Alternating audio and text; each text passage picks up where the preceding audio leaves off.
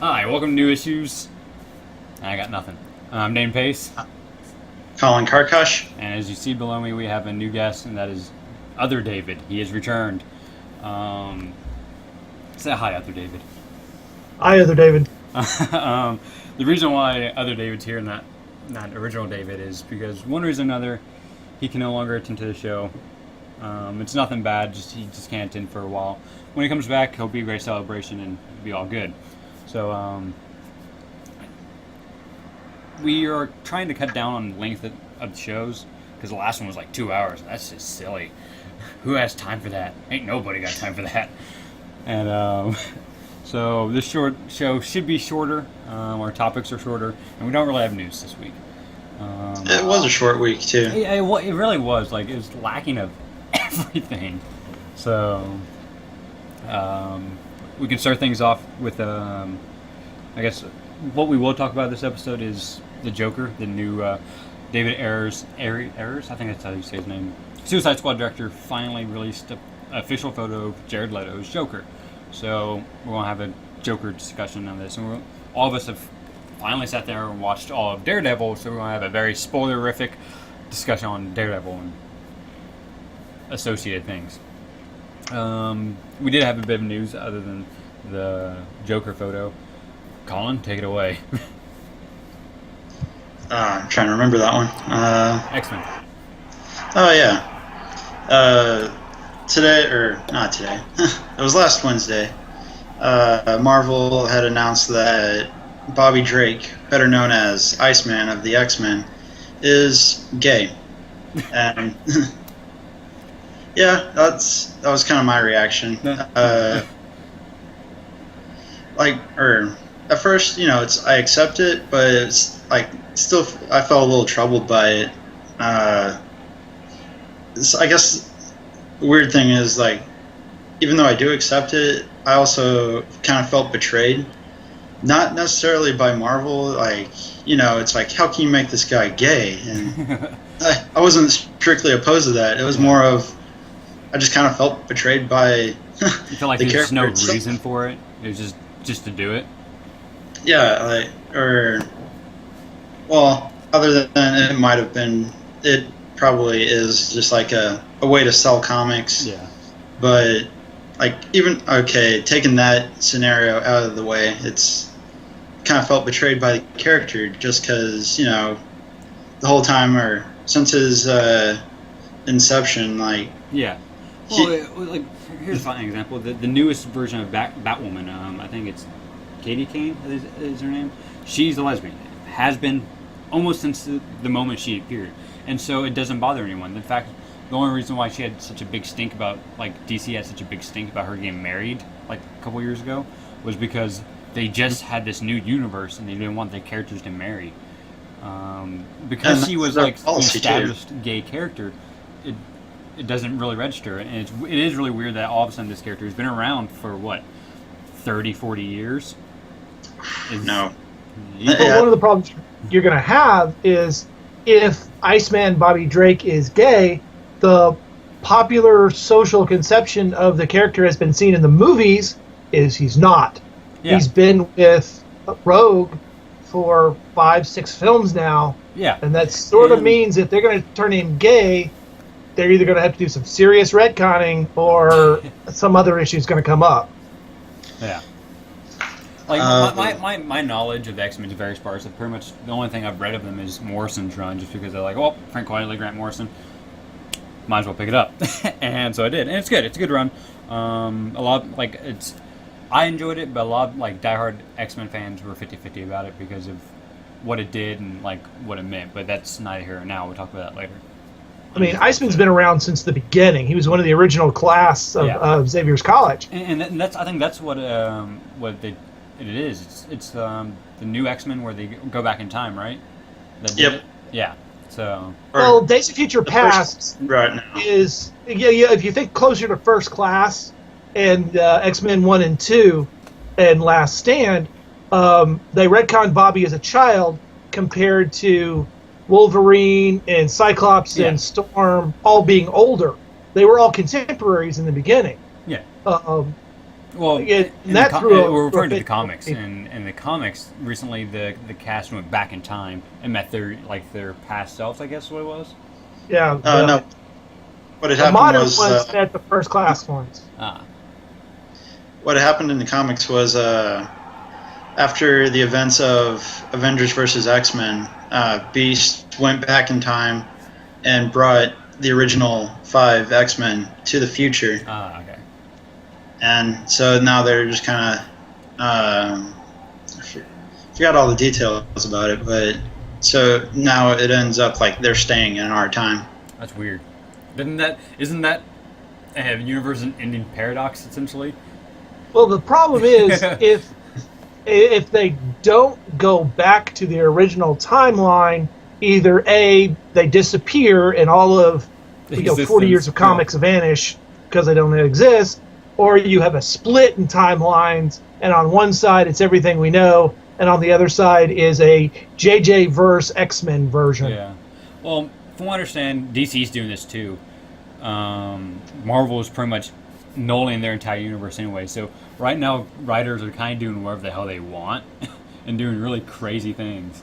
Like I know they're doing this new Secret Wars with Marvel, and they're eliminating the Ultimate Universe and all the expanding universes. DC's doing this Convergence event, which is bring back essentially all the alternate universes that got destroyed in the Crisis events and stuff like that, just for one-shots and little stories. But I think they're also destroying their New 52 universe in a sense. I know they're taking away the title New 52 and just doing more story-based stories that aren't based on continuity. So the writers have more free will to do what they want, to tell good stories, and not have to worry about past continuity. I mean, that's the thing that strangled Star Trek in the 90s, was they had to deal with 30 years of continuity, and they got tangled up in their past history. JJ decided to just wipe all that out, and DC's done it, Marvel's done it, Valiant's done it, by finding some crisis where they can reinvent characters. It gives them new stories to tell, or new ways to tell old stories, and it's a new way to sell books. Yep. Pressing on. Other than that, I'd call it big, but it's more eyebrow-raising news is that Frank Miller announced, and DC announced, that they're doing the second sequel to Dark Knight Returns. Dark Knight 3 is coming out. And everyone immediately went, whoa, bad idea. But if you read between the fine line, Brian Azzarello is also working with him. And from what I understand, he's there for one reason. No, you can't do that. I'm telling you, that's his sole purpose. Just to keep Miller in check for doing something crazy. We don't need, because everyone, like, I haven't read it. You just a Sin City Batman again. Yeah, well, yeah, it's exactly what it is. Like, I haven't read it, but I have read Dark Knight Strikes Again, but I've read All-Star Batman and Robin, and everyone can agree this is not right. There's something wrong about it. And it's all of the characterization, especially with Batman, it's off. And Dark Knight Strikes Again is everything about that book is off, from the art to the writing. It's just a weird, like, it's bad. It's bad in a kind of an artsy way, if that makes sense. Like, so when you look at it and go, there's something here. I can't see it yet, but there's something here. So I honestly think Brian Azzarello is there just to keep Miller in check, so something like that doesn't happen again. That's really all the news that came out this week that caught our attention. For your video gamers, Silent Hill, the new one, is rumors are it's been canceled because Guillermo del Toro was working heavily with the studio, and he has kind of said it's not happening. He himself pretty much said it's done with, and they're giving up on the project, which is really unfortunate because the playable trailer that they released a while back is pretty awesome. It's kind of terrifying, actually. So, and it's very pretty. And they're pulling that from the PlayStation Store in like 4 days. So if you want it, I'd download it quickly. I haven't really played much of Silent Hill, so yeah, it doesn't affect me too much. But I can understand that it's going to have some people. But I like the idea behind at least the story. Like, especially the first couple of games is really interesting. And the first movie, I love the first movie. That movie has great atmosphere. Like, it's a very unique thing. And the second one does no justice to the awesomeness that is the first one, as most sequels do. Oh, because this is up David's alley, they announced a couple weeks ago, we didn't talk about it because I forgot about it, a Star Trek Green Lantern crossover. How do you two feel about that? Yeah, this is where I chime in, being the quintessential Star Trek geek, and having been following it since I was very, very young. Star Trek has had a long history of crossovers, not only amongst themselves, but they've crossed over with original series and X-Men. Next Generation also crossed with X-Men. They did a novel with Star Trek and X-Men. They've had a Legion of Superheroes, Doctor Who, most recently Planet of the Apes. So them doing a Green Lantern crossover is not really a surprise or a problem. The official press release says it's 23rd century. The graphic that came with the press release looks like Abrams' verse.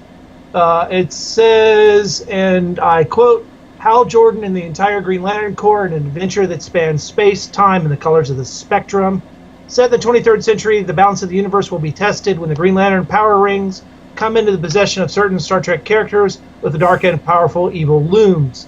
Again, the picture shows a yellow ring on General Chang, who, of course, was the villain in Star Trek. I want to go 6 or 7. Undiscovered Country. Oh. Ain't Chang, I am very pro, well-done stories, and while the X-Men Planet of the Apes crossover was not that great, they have done some really good ones. It all depends on who the writers and who the artists are. That's really what it comes down to. I'm also a Green Lantern fan, although that belongs to Colin, whichever side Colin's on. Yeah, he's your. If they do a good job, I'll be really happy with it. Yeah, I'd also have to say I'm a fan of both. More Green Lantern than Star Trek, but it all really depends on who's writing it. Because there was one Comic-Con I even picked up. There was a Green Lantern Aliens crossover. So that's an interesting part.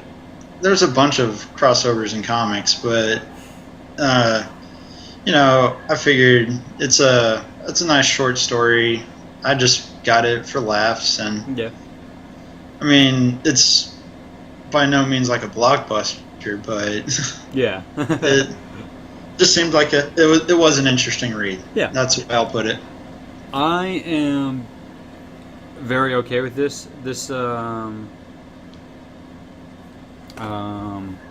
Seems to make sense to me. Like I can go, yeah, Green Lantern, Star Trek, that's okay. I mean, the question is, who would get if we're talking about Enterprise now, Cruise Enterprise, who would get the Green Lantern, the Green Ring of Will, flat out? Who would get it? Who has the most will? Like, think would? Because I don't think Kirk is a guy who has that much will. I mean, yeah, he's suave and debonair, but will? I don't know. Kirk could handle the Ring of Will well. But yeah, I agree. I though he does have will, he could definitely do it well.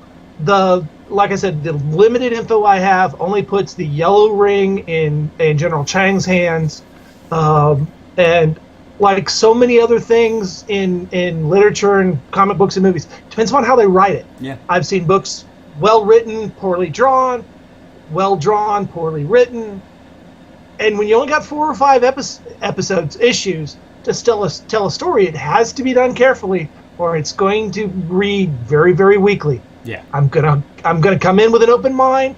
I'm gonna buy it like I bought every other Star Trek and a large number of Green Lanterns, and I'll give an opinion when it comes out.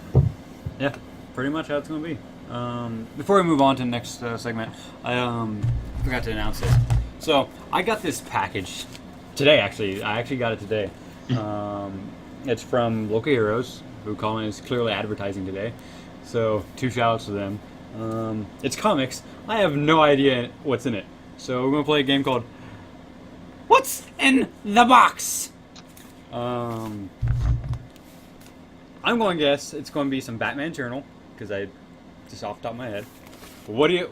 Knowing me, what do you think they put in my box? I mean, yeah, that would be like the final issues to Batman Eternal. Yeah. Yeah. It's a cape, a cowl, and a utility belt. I'm guessing there's going to be a trade paper in here, because there feels like there's going to be a trade in here.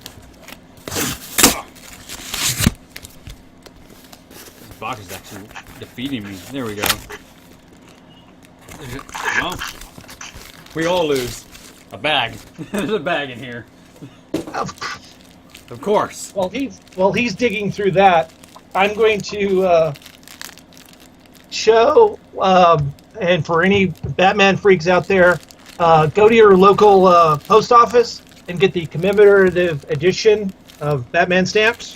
What's a post office? They are very nice. I've picked these up in a local one, and they are a two-sided edition of showing all of the Batman from day one. Okay, that was my attempt at filling time while you dig in this paper. Come on, dude. Oh man, I forgot how good new books smell. It's been so Quit long. having a sensual experience and tell us what's in the box. Well, it's a fat stack, that's for damn sure. Wow. No trades. It's like one whole box that they have. We got Gotham Academy, Witches, Convergence with Nightwing, Batman and Robin Convergence, Harley Quinn Convergence, new issue of American Vampire, hell yeah, Shadow of the Bat Convergence. Most of this is Convergence stuff. Suicide Squad, Star Wars #4, the last of Batman Eternal, 16 of Harley Quinn. Ooh, The Nameless, something I've been reading digitally. Really good, has art by Chris Burnham. The guy did stuff on Batman Incorporated. I really like his art. This actually, I own one of his pages. Looks like a Deadpool annual, some Saga, Arkham Manor. So yeah, good stuff. More Nameless. Is this 4 or 3? Huh. Batman Robin annual, hell yeah. Yeah. So much to read. I gotta finish my friggin' trades I got right now. Alright, so most of today's topic is going to be about the Joker because he's fun to talk about, and we mentioned that the director of Suicide Squad released this photo of him. What do we think of it?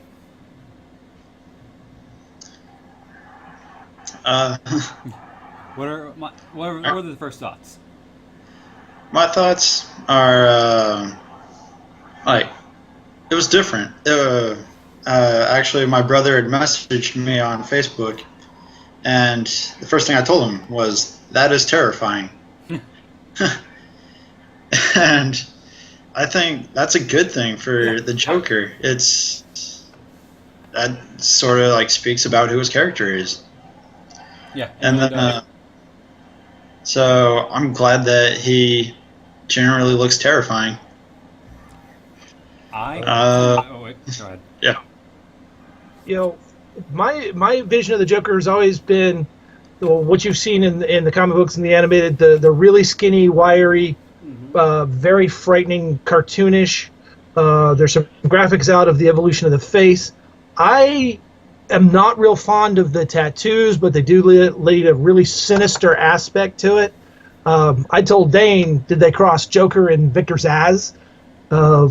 But I'm like so many other things. I've got an open mind on it. I want to see where they go with it.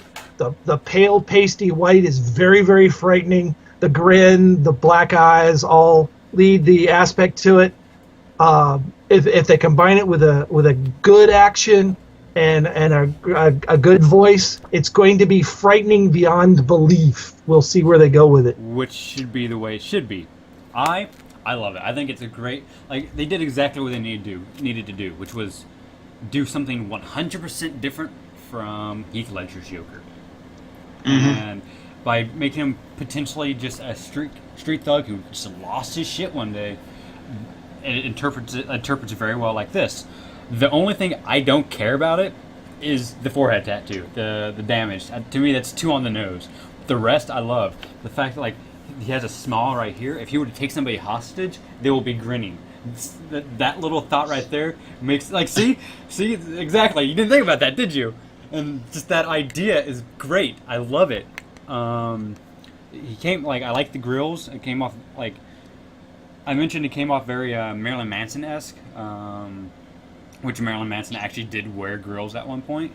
But it reminds me of all the Jokers. It reminds me of the one from Batman R.I.P.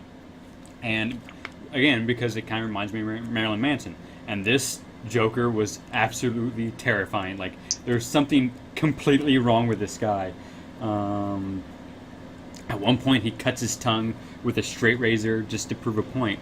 I mean, here's a fine picture of him. He's just very slim, very just in your face.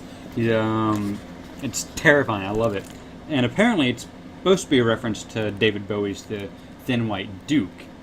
I never saw that. I just saw a freaking nightmare as a person, and that's one reason why I like that characterization of him.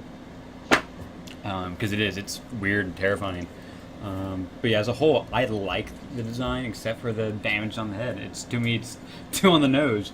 So I like the Joker. To me, he's one of the more interesting characters. He's not my favorite, but he's definitely one of the more interesting characters of all time, just because he is chaos incarnate. Somebody else speak. I'm thirsty. Going back to it though, I do with him being shirtless, or at least for this picture, he is really scrawny. So I think that helps because every time I picture the Joker or I'm reading it, he is this scrawny guy. So like he has the right body for it too. That's the other great thing about it. Other than that, I've really been trying to avoid the internet for their opinions. Just because the internet is a hate machine. It's hating it. Yeah. Like for the most part, like I see it's on the internet. To me, it's mixed, which is good. That's how it should be. It's a bit of everything. Some people love it. Some people hate it. Go ahead. If the name doesn't mean anything to you, or you can't picture a face of what the actor looks like, think Fight Club. The same actor who they've tagged for Joker was the pretty boy that Edward Norton beat up so badly that he disfigured during Fight Club. The blonde. Yeah. It's the same actor. So now you get a vision of what he looks like without the Joker makeup, without the pale, without the tattoos. He does have the right look. Mm-hmm. To me, he's a little too big, too broad shoulder to shoulder. I always consider Joker more really stringy. Jared Leto's the guy's name. He's the frontman to the band 30 Seconds to Mars. He's also in the movie Requiem for a Dream, which is a great movie that makes you feel so much better about yourself. If you ever get a chance to watch it, I mean, it's a downer. The movie itself is a downer, but you feel a lot better about yourself by the end of it. And he's great in it. So I do have a lot of faith in Leto's performance. I know he'll do something very entertaining. And to me, the Joker has never he's not supposed to be physically intimidating.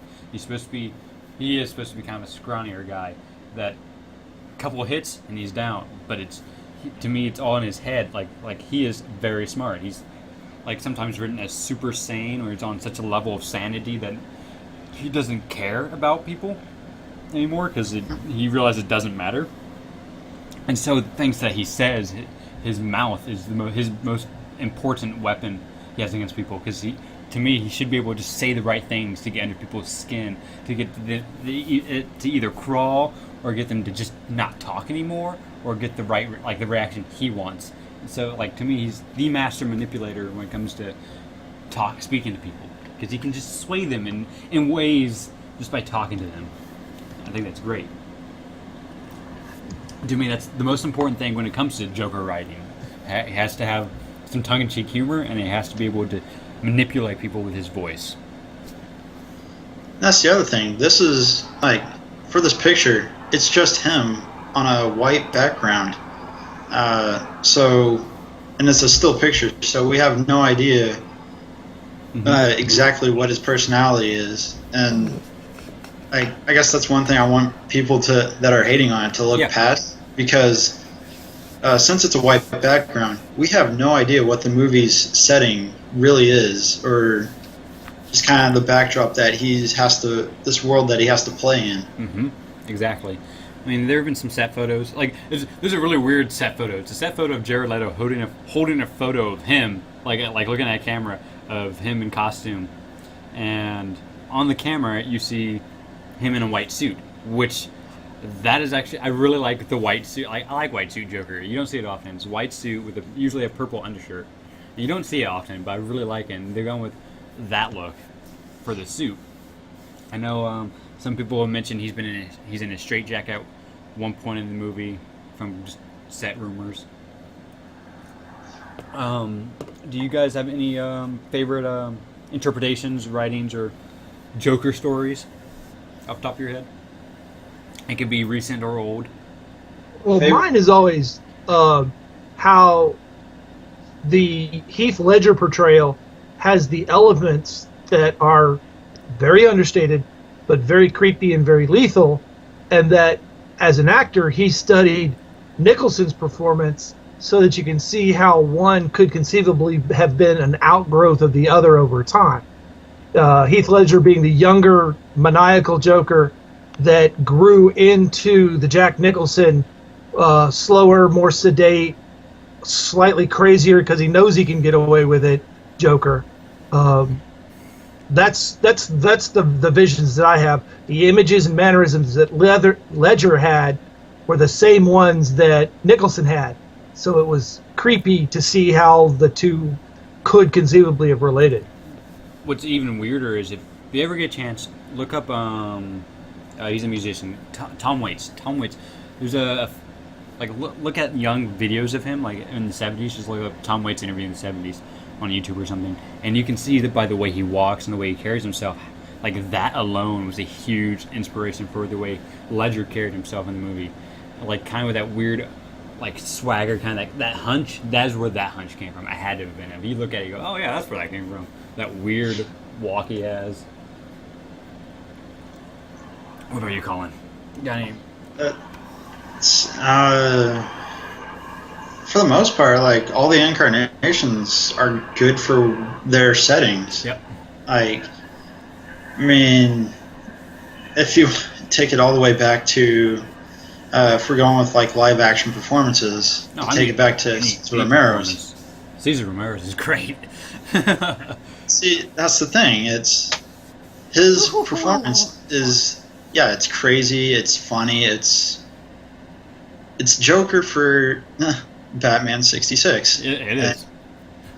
And if you if you take like Heath Ledger and put him into that one is really out of place. Yeah, it wouldn't work. It really wouldn't. And so that's why I think, like I was saying earlier about the Jared Leto, like we really have no idea about the other characters around him. Yeah, so you're right.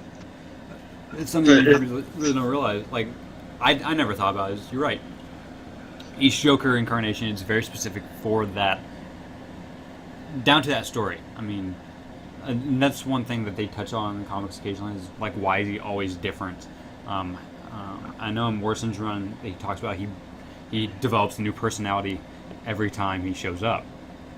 He just creates a new personality, which is an interesting idea. But you really can't take one Joker and put him into a different story. You can't take animated series and put him in Dark Knight. You can't take Dark Knight Returns and put him in the animated series. They're two different animals. They would not behave right. Like that character's personality just would not mesh with that universe. Or I know I was trying to avoid the internet's opinion, but I was on Twitter and looked up what Greg Capullo had to say about it, and to quote him, he said, "Thinks he looks red. I don't freak out over cosmetic changes. The essence of the character is what is important to me." Yep, and I agree. I mean, like he willingly drew the Joker without a face, and that kind of proves his point. It is about the writing of the character. Yeah, so you can't have. I know I keep bringing it up as Heath Ledger's. You can't have those scars on well, or it'd seem out of place at first, I guess, since we're used to each Joker as they are now. But it'd seem kind of out of place in like the animated series, or Yep. or even like the first Batman movie. Mm-hmm. Do you have a favorite Joker? Any version of him, from book to TV to movie? Got a favorite Joker that you just love seeing? Hmm.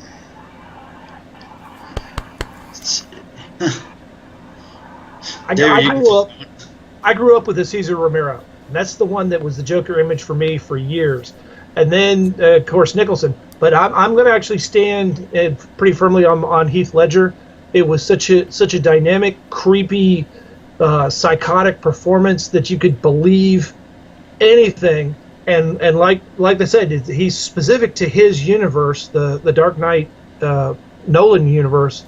But that's the one that I'm going to avoid at all costs while standing far behind. Yeah, I mean he like very much like Tim Curry's Pennywise. He was such a shock on set that the great actor Michael Caine forgot his lines. He had lines when Joker first shows up to that party, but he forgot them entirely because he was just so shocked because that's his first time seeing him on like in makeup and in character. So And it's understandable. So like he is a force. And one of the things that was brought up is the scars won't translate from Joker to Joker because those scars are for one Joker's origin story. Mm-hmm. And anybody who's a fan of Batman and Jokers know that what we heard in the Nolan verse may not be the truth because even within that one movie, he changed his story 2 or 3 times. Yeah. And in the comic fiction versus the print fiction versus the movie fiction, you never do get a good version of where Joker comes from because it changes and it fits with his psychotic, schizophrenic, sociopathic personality. One of my favorite quotes is from the Joker is he's talking about his origin and he's like he says at one point I was a comedian, at another point I was a hired gun. If I have an origin story, I like to have it to be multiple choice. More or less. It's a paraphrase. And it really is. That right there pretty much shows the personality. It's like, to him, it doesn't matter where he came from. It's a matter where he's going. That's, I can't think of like my favorite incarnation. Me, it will always be Mark Hamill, Batman Animated Series Joker. I love that Joker because one reason why I like it so much, he doesn't actually kill anybody in that show. Not until the movie, the Mask of Phantasm movie, he kills somebody, like directly kills somebody. And it's because of pretty much the animation, like the board said, hey, standard practices, that's what it was. Standard practices said you can't kill people. And so you have this Joker who is very comedic, very threatening, who can just turn on a dime from being happy-go-lucky to be the most sinister thing you've ever seen and then be happy-go-lucky again. And you just take everything he does seriously. And the craziest thing about him is when he gets you with the Joker gas, it doesn't kill you. It just locks you in permanent fits of laughter and a grin stuck on your face. You're stuck like that for the rest of your life. That's worse than death. So, by them preventing him to kill people and leaving them dead with a grin and keeping them alive, to me, Sanderson practices made him worse. An even more terrifying person, because that means he can get away with it, and he really can't get in that much trouble because he didn't murder anybody. What crime did he commit? Yeah, he caused a scene. That's about it. We've already discussed the fact that I think his appearance breaks reality a little bit, so that's his superpower. He bends reality. But it's sort of like a transition here. But one thing I do like is one of my favorite Batman Joker stories is Batman Death of the Family. Death of the Family? Yep. Death of Family or the Family. Anyway, Scott Snyder's, right? Yep. Okay, yeah, that is a good story. Just because the whole concept for the Joker in that is both terrifying and it's interesting because in that this was when DC Comics did the relaunch of the New 52, and in the first first issue of Detective Comics, Joker has his face cut off, and that's all the Yeah. very last thing you see of him. That's how the issue ends. Like, Joker has his face stapled to a wall, essentially, and it ends. So, like, Scott Snyder like brought him back a year later, and just the idea of him like having a belt hold on his face and hooks hold it in. Leatherface, yeah. Yeah, pretty much just a Leatherface Joker and this rotting flesh mask. It's terrifying and it's a great psychological read. And I think what makes that Joker really good is because everything he says in a weird way is weird, twists away that only works in the Joker's head, but he puts it in a way that makes sense to everyone else, so it also works in our head that he's right. Like the point he's trying to make is right. And the reason why he cuts off his face is to prove that underneath his skin, he's still the Joker. Underneath Batman's cowl, he's still Batman. And having all these allies is making him weak. If you get rid of these allies, you'll be the maximum Batman you can be.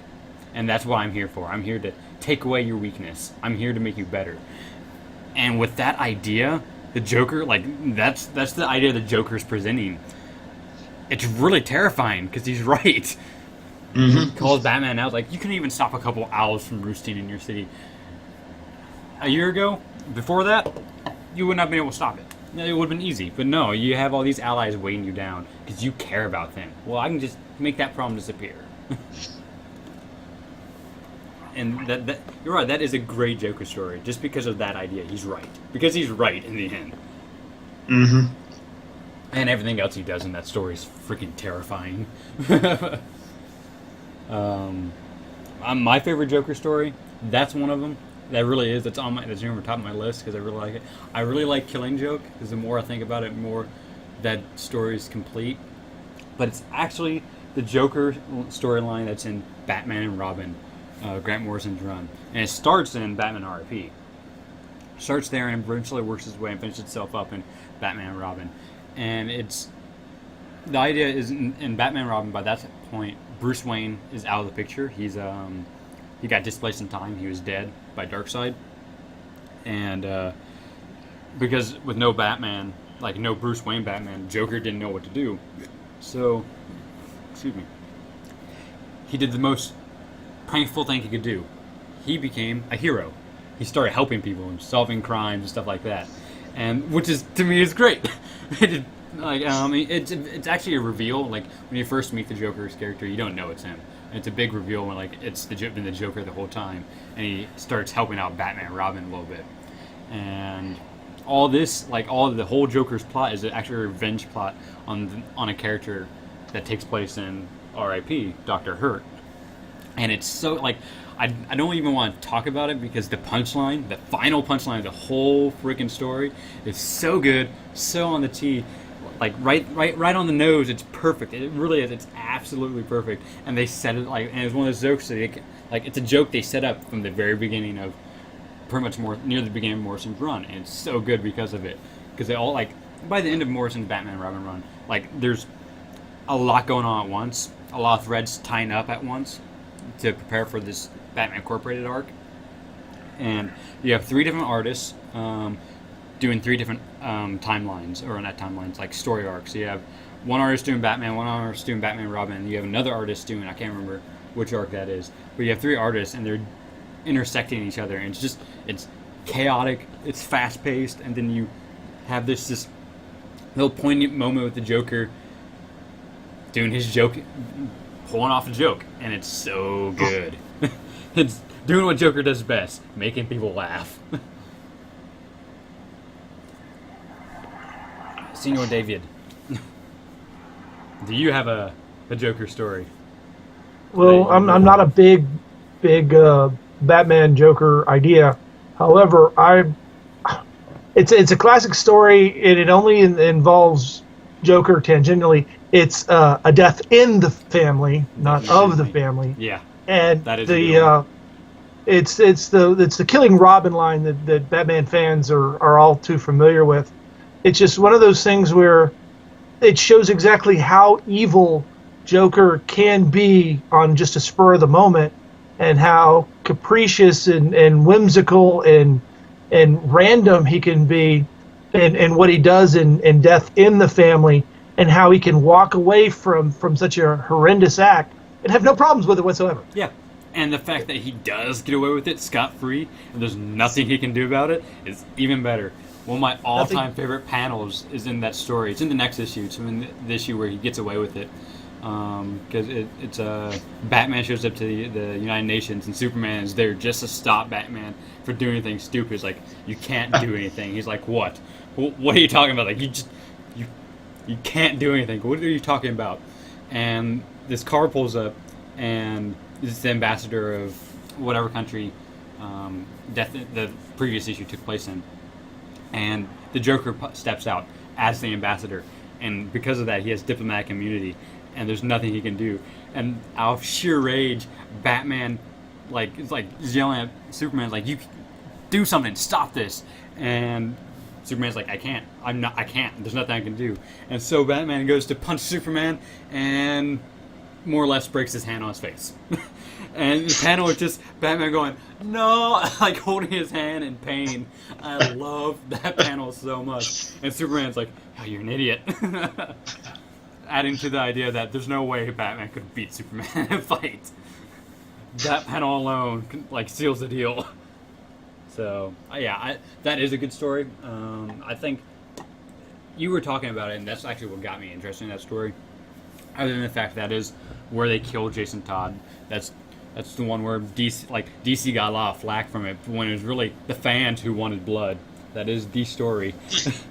Because for those who don't know, DC had a poll for if Robin would live or die at the end of the issue, or at the beginning of the next issue, and people voted. It was a very close vote, from what I understand. It was like only a couple hundred off out of thousands for him to die, and that's the luck of the card, I guess. Luck of the draw. Looking on the websites, over 10,000 votes were cast.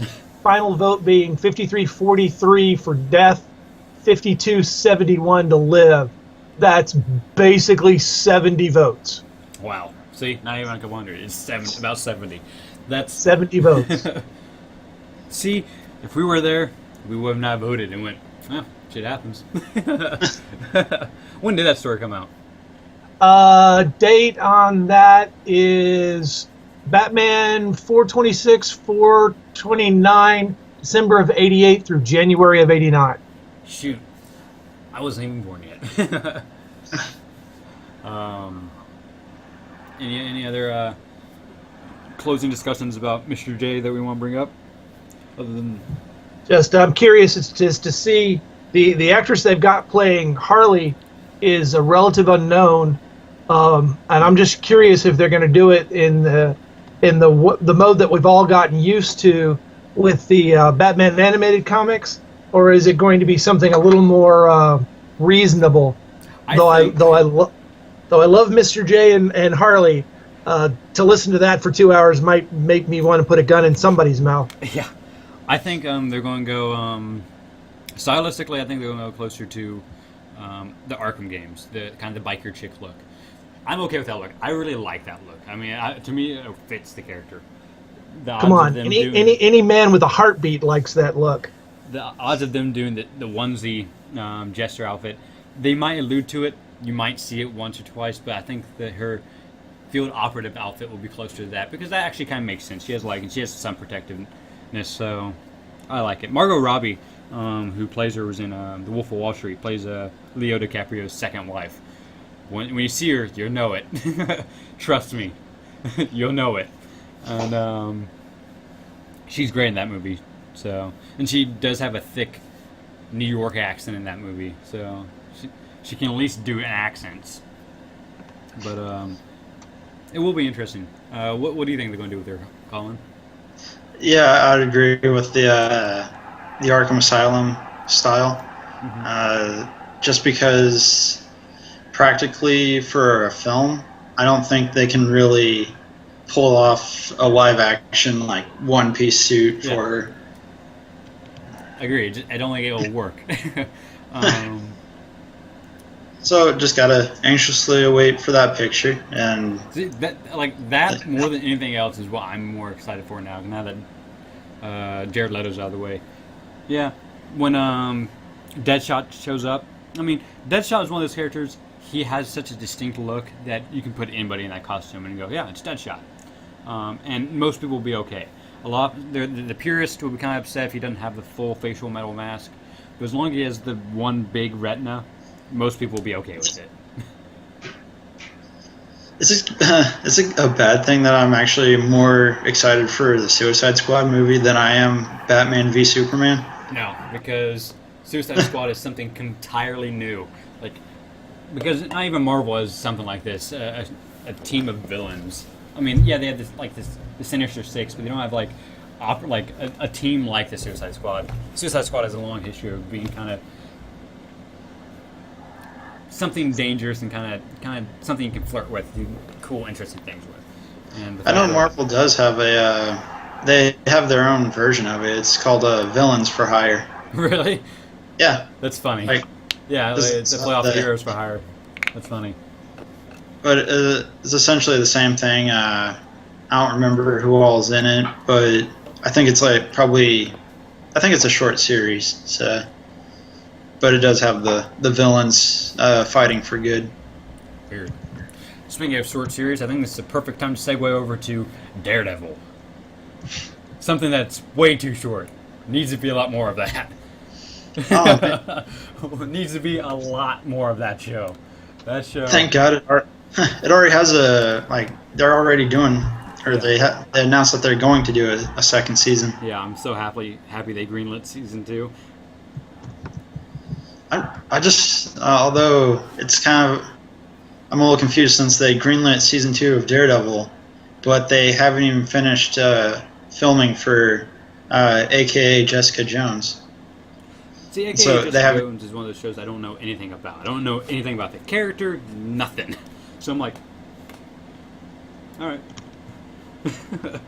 So far, I do know who the villain is. It's the Purple Man, and what his power is like within a close proximity of him, he's able to control people's minds. Isn't David Tennant playing him? Yep.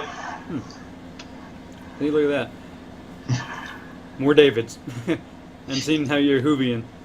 It's up your alley. See, the only time I've seen David Tennant play something other than Doctor Who's when he's in Harry Potter, and I liked his role in Harry Potter. He's very unusual and kind of creepy, kind of over the top, but I liked it.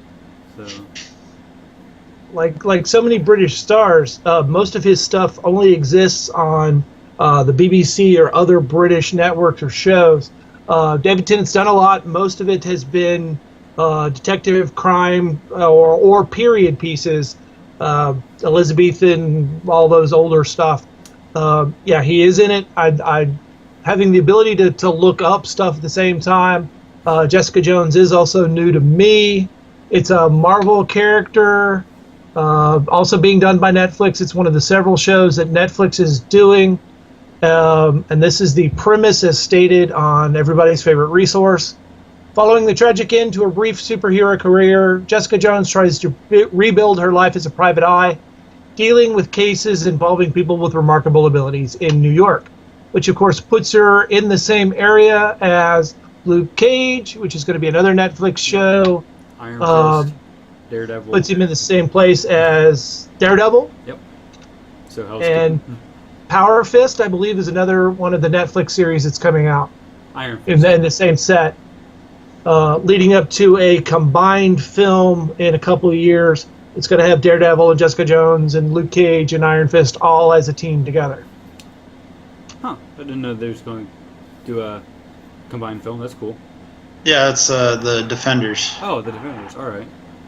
Yeah, it's if anything, it would be the B-list or normal vigilante type superhero movie that is the everyman version of Avengers. Yeah. Not your super, you're not your ultra powered, ultra rich guys. It's your normal street level handling the local street problems versus the galactic problems of aliens and stuff like that. I don't know anything about Luke Cage, but I really like the fact that, like, just his power is really cool. He has impenetrable skin. That I can see that being very handy, especially around paper. You never have to worry about paper cuts. Ever. I mean, that power alone is great. A very minimal way to look at it, I guess. No, that's the best way to look at it. I deal with comics, I deal with charts. Paper cuts are an everyday ordeal for me. Or you could take it to the extreme and say, hey, I can't get it shot. Yeah. Although medical shots that'd be an interesting concept for him. On the tongue. That would hurt. Oh man, that idea is terrible. So, do we have any complaints other than it's too short about Daredevil? Not really. Yeah. No, I really don't either. Like, everything was well done. Very well done. It's well paced. Yeah, it really is. I mean, the hallway fight, the one-shot hallway fight, is already considered the greatest fight in TV history. Just If anybody other than me and Dane listens to Fat Man on Batman, they just did a routine, a whole hour podcast on Daredevil, and that they spent quite a bit of time on that hallway fight, dissecting it from a cinematic, from a filmmaker, from a directorial standpoint, and all. And some of the things that that Kevin Smith said were just incredible. He loves the show. Oh yeah! As soon as I found my iPod, I'm adding that to my queue. Because actually, I have not listened to Fat Man, Batman in a while, or Hollywood Babylon, so I don't know how he feels. I know how he feels about the Star Wars trailer, just like everyone else. But I don't know how he feels about the Dark Knight Returns trailer, or not Dark Knight Returns, but Batman v Superman trailer. They're making Dark Knight Returns. Let's face it. All right. Yeah, I've been. Thanks to Dane, I've been following Fat Man on Batman. He's been gone for a while, and they've been doing Gotham, which is of course well up his line. But the big thing this last couple of weeks was Daredevil. Yeah, and he dearly loves it. One of the things that they said is, in contrast to most shows, they filmed, wrote, produced, directed all of 13 episodes at one time. Back to back to back, so that the continuity and storytelling is continuous across all the episodes. Yeah, I mean, you can even tell like his facial hair grows like throughout the series. Like it's the small stuff, like it's the weird details that you can tell they shot this chronologically. The story develops continuous instead of having 3 or 4 20-minute little episodes that are broken for commercial breaks. It's 13 1-hour episodes, or one 13-hour movie broken up into 1-hour segments. The storytelling is consistent, and everything makes sense, internally consistent, similar to what Straczynski did with Babylon 5, but he had to do it one at a time. And it depends so little on CGI or outside stuff. Everything was done in camera or with stuntmen, that it's more believable to the average person. Yeah. And you don't get lost in the techno wizardry CGI stuff. It is pure storytelling, pure acting, and true to the spirit of the original Daredevil. Yep. With a lot of nods and a lot of Easter eggs and a lot of things in there that I didn't catch. I'm not a Daredevil fan. I did a lot of research after the fact. Cullen caught things that I didn't even think about, but I loved it. I hung on to it, every episode that I could watch as fast as I could watch. That show was hard to pace out. Like I purposely like Colin wanted to watch 1 or 2 episodes at a time, but it was hard. I ended up watching 3. You're like, oh fuck, I'm trying to drag this out. But you don't want to, because it's very engaging. It's very that was good. Let's have more. I wanted to see. Pal called her Merle Dandridge. That's weird. Rosario Dawson's character, the night nurse. I want to see more of her. because she was an interesting character. Who's a very important character that no one ever thinks about. And I'm glad they acknowledged her existence. I wanted to see more of Fisk. Just like that's an awesome interpretation of Kingpin. Oh yeah. Like it was like because most people just like when I think of Kingpin, I think of Spider-Man animated series, just a big like huge guy who just trying to do evil for evil's sake, for no purpose other than just to be evil. This Kingpin, you see how he got power. You see why people respect him because he's not afraid to do dirty work. You see that how he tries to manipulate people, and you see how he keeps his calm. But once you cross that line, he isn't calm no more, and it's very noticeable. Somebody's walking away dead. Walking away dead. I mean, I have to agree with both of you on that. It's like all the little things. Fortunately, the reason I did catch some of the Easter eggs is I have read a few Daredevil comics. The one that really helped me the Easter egg that I had noticed was Stiltman's stilts in the background. But the only reason I really caught that was whenever I was young, like first getting into comics, my grandma had bought me these trade paperbacks. They were like, I think Barnes and Noble sold them. They were classic masterworks. And one of the copies that my grandma had bought me was Daredevil. So with that, I got to read like the first 10 issues. And one of the villains in that was Stiltman. So Stiltman's going to use his stilts.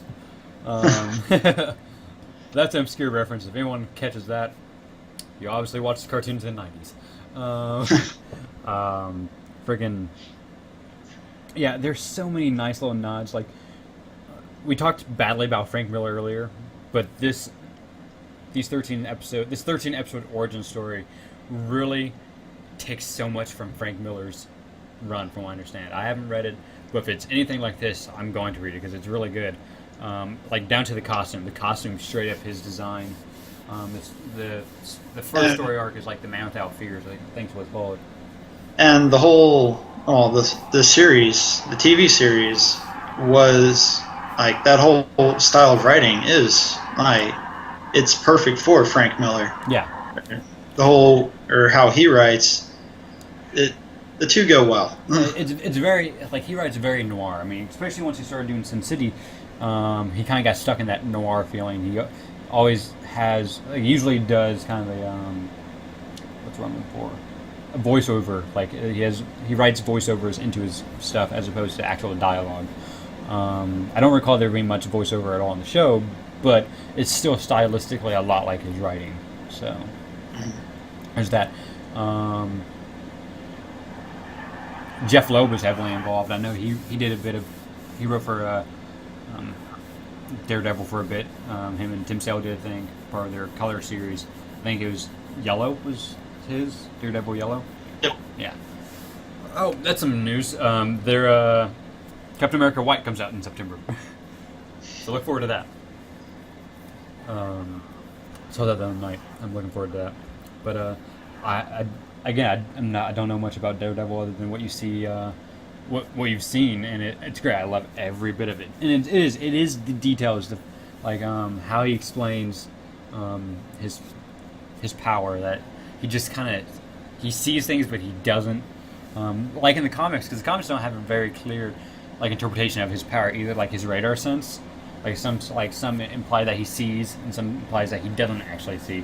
It's more scattered imagery. I like what he said, like everything's on fire. That's how he puts it.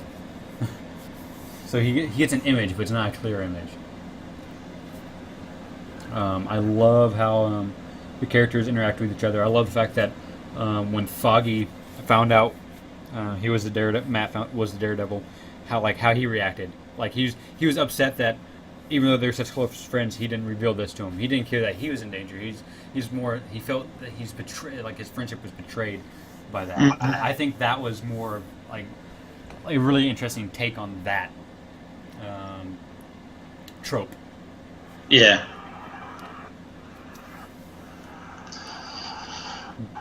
I guess you got nothing. Other than it's good. Recommend watching lots of it. All right. Do you have, since you have the Masterworks, do you have any recommended reading other than Frank Miller's run? Let's see. I'm not a Marvel guy, so. The Masterworks, or I'd always recommend the Masterworks just because those are always fun. Like, I guess, sort of nostalgia reasons.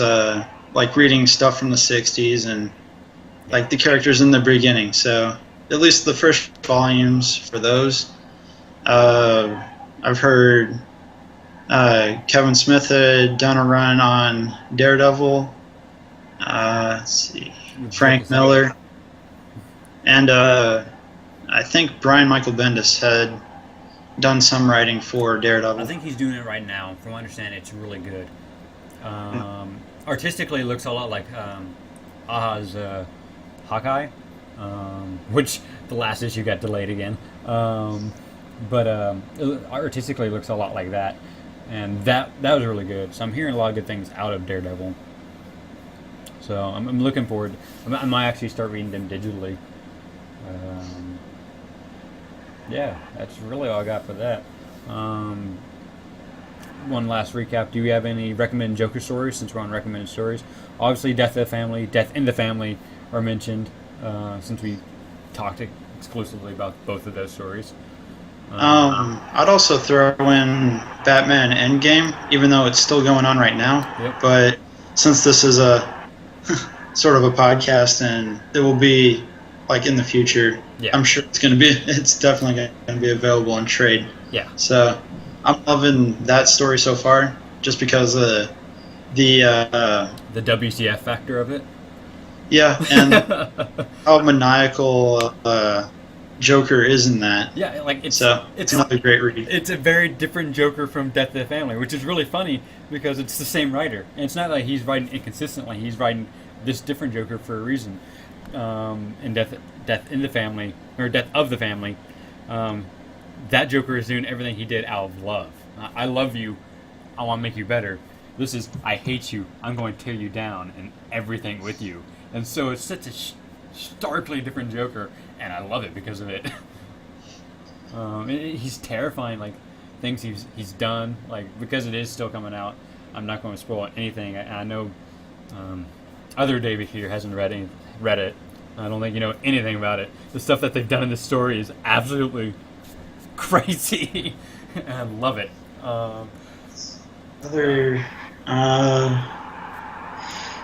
Again, I would recommend. Will always recommend Grant Morrison's Batman run. That but you have to read it from very beginning to very ending to appreciate it. You can't just like read R.I.P. Because when I first read R.I.P., I was like, what? Because it was in the middle of a story.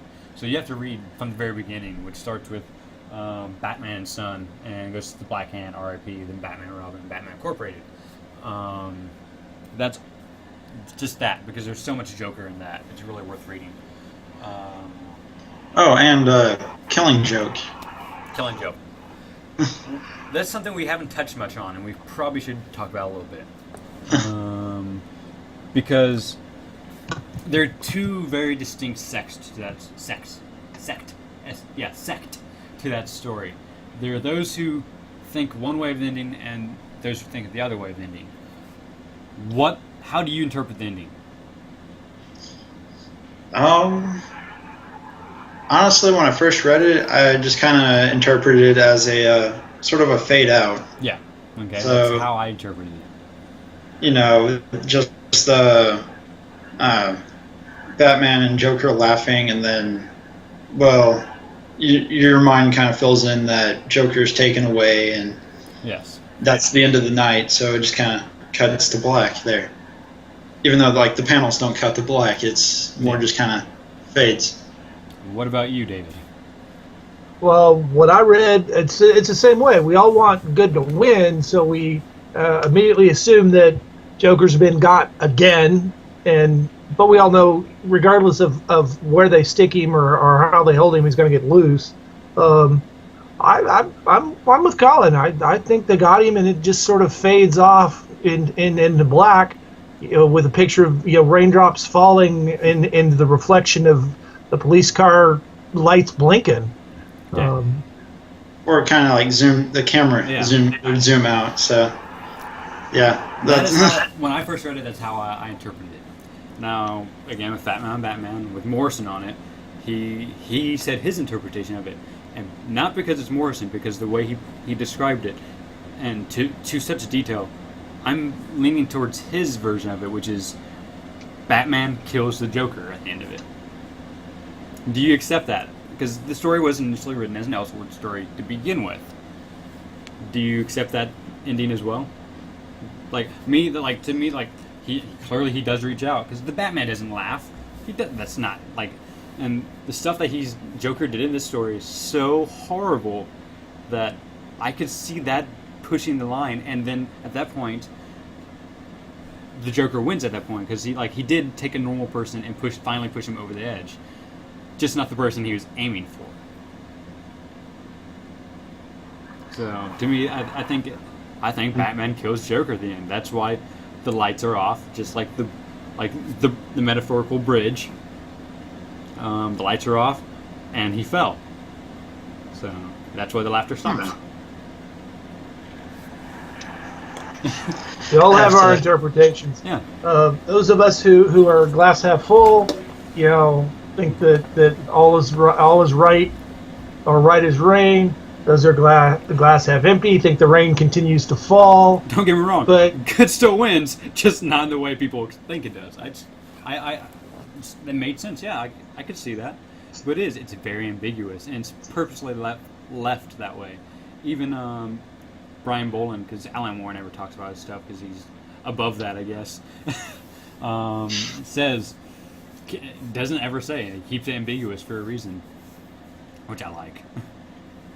Having things open for interpretation, and a lot of people don't want it to. By having him officially kill the Joker, that makes that story no longer an Elseworld story, or makes it officially an Elseworld story, because in that story they paralyzed Barbara Gordon, and she was like that for damn near 20 years, and she was paralyzed forever, and she became an even better character because of it too. But they always say that's the point. That's what happens in the story. She does get shot. She does get paralyzed. And then if you take that story out, then she just randomly got paralyzed. But even with that, if you think of that as she got paralyzed and they continue that, Joker does appear back in. So, but yeah, Killing Joke's really good. In fact, that's on my to read again list, because I do want to read through it a couple more times, interpret it. I think that's one of those books that needs to be reread a few times. Like Watchmen, the more you read that, the more you find, and the more you really enjoy it. Like the first time I read it, it's all right. The second time, I really started putting on things. The third time, I found more things and started enjoying it more. And I think The Killing Joke's the same way. I think you have to read that book several times to truly appreciate it. And that, to me, that's just very good writing. So it's a good book club, book discussion. That is a good one. Because that's what I think really helps. Because perfect example would have been when Watchmen, the movie, came out. Some of my friends had seen it, and they didn't read the book beforehand, and so they're like, this doesn't make any sense. It ends on a pretty down to mid note. It does end on a downer. And so that's what really confuses people. But I'm like, yeah, but if you really think about it, technically good, you could also say technically good won in that. It just wasn't. Yeah, it's not black and white. Yeah, it wasn't glorious. Good won, but it wasn't glorious. And people look for glorious, and sometimes it's just not. It's not there. And so that's why when I discovered that it's that, and there's a whole bunch of books that are a lot better in a discussion. Oh yeah. Than these that are just face value. Yeah, Watchmen's definitely one of them. Freaking definitely Killing Joke. I like your idea about making that the book club one. We'll have to discuss on that topic a little, like that idea more. That pretty much is today's show. Do you have any final thoughts? Anything we're looking forward to in the next coming weeks? Age of Ultron comes out, so I'm really excited for that. Yes, you said your brother said he wanted to be on the show for that one, right? Yep. Cool. Would you, other David? Would you like to partake in that? I'm always up to lend my expertise and opinion to anything you've got, assuming my schedules align. We'll see what happens, and I'll be glad to put my cent and a half worth in if I can. Groovy. Because you coined the phrase, I'll let you do the sign off this time, David. You're gonna have to remind me. It's been a while. The being had one. Oh, okay. The appropriate way to say goodbye in any situation was, thank you for. We enjoyed having you. Did you enjoy being had? I'm Dame Pace. Colin Karkash. And the other David.